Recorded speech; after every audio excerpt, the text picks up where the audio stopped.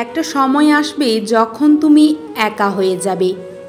যে ছেলে মেয়েদের তুমি সারা জীবন কষ্ট করে বড় করেছো, লেখাপড়া শিখিয়ে মানুষ করেছো, তারা নিজের কর্মজীবন নিজের ছেলে মেয়েদের নিয়ে ব্যস্ত হয়ে পড়বে।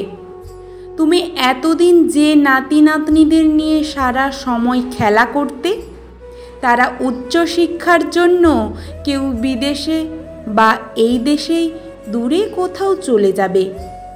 প্রথম প্রথম তোমার ছেলেমেয়েরা প্রতিদিন সকাল সন্ধ্যা ফোন করে তোমার খবর নেবে, বলবে, মা জানো, তোমাকে ছাড়া একদম থাকতে ইচ্ছে করছে না, তোমাকে আর বাবাকে সব সময় দেখতে ইচ্ছে করছে।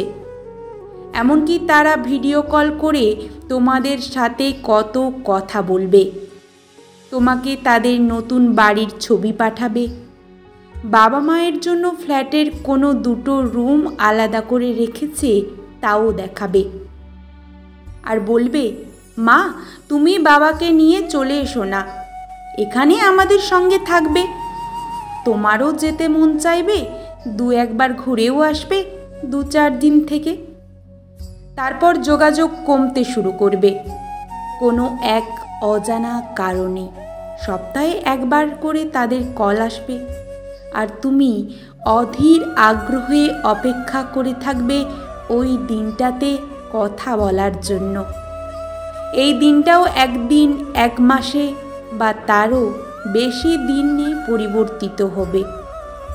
তখন বছরে একদিন নাতি নাতনিদের জন্মদিনের অনুষ্ঠানের ডাক পাবে। গিয়ে দেখবে ছোট্ট ছোট্ট যে নাতি নাতনিদের নিয়ে তুমি সারা দিন মেতে থাকতে, তারা খুব একটা তোমার সাথে মিশছে না। তারা ব্যস্ত তাদের বন্ধু বান্ধবদের নিয়ে। তোমার কাছে যে মিউজিক অসহ্য, সেই মিউজিক উচ্চ স্বরে চালিয়ে নাচছে। তোমার নিজের ছেলে কিংবা মেয়েও তাদের অফিসের কলিগদের নিয়ে ব্যস্ত। 4 ঘন্টা বসে থাকার পর হঠাৎ করে তোমার ছেলে এসে বলবে, মা তুমি আর বাবা সময় করে একটু খেয়ে নিও, দেখতেই তো কত ব্যস্ত আমি।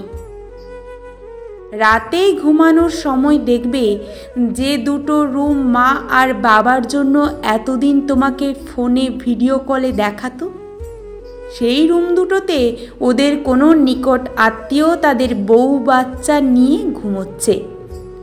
সব থেকে খারাপ লাগবে যখন পরের দিন তোমার ছেলে আর বৌমা এসে বলবে, মা তোমরা কি কাল চলে যাবে, 2 দিন থেকে যাও না। তোমাদেরও তখন বুঝতে অসুবিধা হবে না যে ওরা তোমাদেরকে থাকার জন্য জোর করতে আসেনি। গ্রামের বাড়ি ফিরে এসে যখন দেখবে পাশের বাড়ির সবজি দোকানি কিংবা রাজমিস্ত্রি তার বাবা মায়ের সঙ্গে রাতের খাবার খেয়ে একসাথে টিভি সিরিয়াল দেখছে, তখন তুমি ভাববে ছেলে মেয়েদের দূরে সরে যাওয়ার কারণটা উচ্চ শিক্ষায় শিক্ষিত করা নাকি তাদের ভালো চাওয়া। সেই ভাবনার উত্তর অনেক রকম হতে পারে, সে কথা আজ নাই বা বললাম। শুধু এটুকু মনে রেখো, প্রত্যেক বাবা মা তাদের জীবনে 2বার স্যাক্রিফাইস করে। একবার নিজের ছেলে মেয়েকে মানুষ করার জন্য বাড়ি ছেড়ে বিদেশে কিংবা দেশেই দূরে কোথাও কর্মজীবন কাটায়, আর একবার তার ছেলের ছেলে মেয়েদের জন্য তাদেরকেই দূরে থাকতে হয়। এটাই জীবনের রীতি। জীবনে কাউকে এগিয়ে দিতে এ রীতি মেনে চলতেই হবে।